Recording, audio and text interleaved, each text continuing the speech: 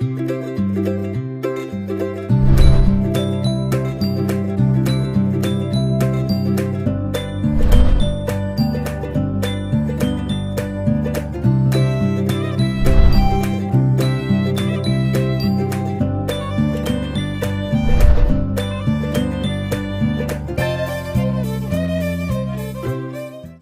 सनातन कुमार यादव कस्तूरबा गांधी बालिका विद्यालय पद्मा से class 10 biology chapter का नाम जैव प्रक्रम, टॉपिक नियंत्रण और समन्वय।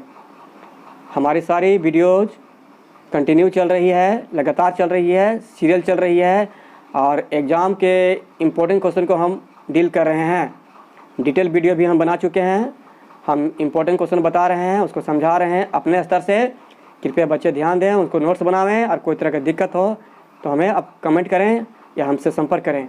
चलिए आगे बढ़ते हैं। आज के टॉपिक में मधुमेह क्या है या क्यों होता है, समझिए। मधुमेह क्या है या क्यों होता है। मधुमेह को इंग्लिश में हम लोग कहते हैं डायबिटीज। मधुमेह एक प्रकार की बीमारी है इंग्लिश में, जिसको हम लोग डायबिटीज कहते हैं, और आम भाषा में हम लोग क्या कहते हैं, शुगर बीमारी। आप लोग सुने होंगे कि किसी व्यक्ति को शुगर की बीमारी है, शुगर हो गया है, सुने होंगे, बहुत सारे सुने होंगे। वो शुगर का बीमारी जो है उसी को हम लोग मधुमेह कहते हैं और इंग्लिश में डायबिटीज कहते हैं। तो ये डायबिटीज जो हो गया, शुगर बीमारी यानी कि मधुमेह, क्यों होता है? यह इसलिए होता है जब हमारे शरीर में इंसुलिन जो हार्मोन है उचित मात्रा में नहीं निकलता है, तो क्या होता है, हमें शुगर बीमारी यानी कि मधुमेह नाम का बीमारी हो जाता है। इंसुलिन हार्मोन जब उचित मात्रा में नहीं निकलता है तो इससे क्या होता है, हमारे बॉडी में जो ग्लूकोज है, हमारे बॉडी के ब्लड में जो ग्लूकोज है उसका जो मात्रा है इसे असंतुलित हो जाता है, अनबैलेंस हो जाता है।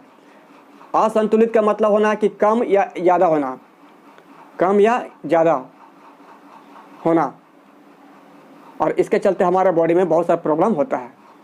चलिए एक बार फिर समझते हैं अपने स्तर से। मधुमेह क्या है, डायबिटीज़ क्या है, शुगर क्या है, तीनों क्वेश्चन एक ही है, तीनों चीज़ एक ही है। मधुमेह एक प्रकार का रोग है, एक प्रकार की बीमारी है जो हमारे शरीर में होता है। जब हमारे शरीर में इंसुलिन हार्मोन जो है अच्छा से नहीं निकलता है तो मधुमेह बीमारी हो जाता है। उचित मात्रा में इंसुलिन ना निकलने से क्या होता है, हमारे शरीर के जो ग्लूकोज है, रक्त में, ब्लड में जो ग्लूकोज है वो अनबैलेंस हो जाता है और इसके चलते है ये बीमारी होता है। इसके बहुत से हानिकारक प्रभाव हैं, बहुत से इसका नुकसान है। चलिए आगे बढ़ते हैं। पीयूष ग्रंथि को मास्टर ग्रंथि क्यों कहा जाता है? पीयूष ग्रंथि, इसका इंग्लिश नाम है पिट्यूटरी ग्लैंड। पिट्यूटरी ग्लैंड, समझिए।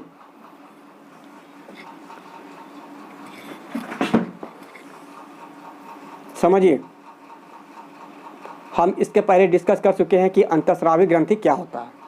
आप लोग पढ़े हैं, इसके पहले हम डिस्कस कर चुके हैं वीडियो में। पहले अगर भूल गए होंगे तो एक बार फिर समझिए। हमारे बॉडी के अंदर, शरीर के अंदर में नलिका विहीन, मतलब बिना नलिका वाली कुछ ग्रंथियां होती है जिससे हार्मोन निकलता है और वो हार्मोन सीधे ब्लड में चला जाता है। हार्मोन बहुत ही कम मात्रा में निकलता है। इन ग्रंथियों को पीयूष ग्रंथि कहते हैं, अंतःस्रावी ग्रंथि कहते हैं। क्या कहते हैं? अंतःस्रावी ग्रंथि। अर्थात हमारे शरीर के अंदर में स्थित वैसी ग्रंथियाँ, नलिका विहीन ग्रंथियाँ जो हार्मोन का स्राव करती है, उन्हें हम क्या कहते हैं? अंतःस्रावी ग्रंथि। और वो अंतःस्रावी ग्रंथि जो है हमारे बॉडी में बहुत प्रकार का होता है, बहुत सा टाइप का होता है। क्या क्या होता है? पिट्यूटरी ग्लैंड होता है, जिसको हिंदी में बोलेंगे क्या? पीयूष ग्रंथि। ये देखिए पीयूष ग्रंथि, पिट्यूटरी ग्लैंड होता है, पीयूष ग्रंथि होता है। एक होता है थायराइड ग्लैंड, जो हम पहले पढ़ा चुके हैं, जो गले में होता है दोनों ओर। एक होता है एड्रिनल ग्लैंड, जिसको बोलते हैं, जो किडनी पर होता है, दोनों किडनी पर होता है। पेनक्रियाज भी है। तो उन्हीं सब अंतःस्रावी ग्रंथियों में आज हम पीयूष ग्रंथि के बारे में पढ़ रहे हैं कि पीयूष ग्रंथि क्या है, इसको मास्टर ग्रंथि क्यों कहते हैं, मास्टर ग्लैंड क्यों कहते हैं। आपको समझ में आ गया होगा कि अंतःस्रावी ग्रंथि क्या है, पीयूष ग्रंथि क्या है। एक तरह से ये भी क्या है, अंतःस्रावी ग्रंथि। तो पीयूष ग्रंथि यानी कि इंग्लिश में पिट्यूटरी ग्लैंड कहते हैं, ये हमारे यहाँ पे होता है। देखिए मस्तिष्क के निचले भाग में, कहाँ होता है? मस्तिष्क के निचले भाग में होता है। ये पीयूष ग्रंथि मस्तिष्क के निचले भाग में स्थित होती है। हम भी लिखे हैं यहाँ, देखिए पीयूष ग्रंथि यानी पिट्यूटरी ग्लैंड मस्तिष्क के निचले भाग में होता है। इससे कौन सा हार्मोन निकलता है? बहुत सारे हार्मोन निकलता है।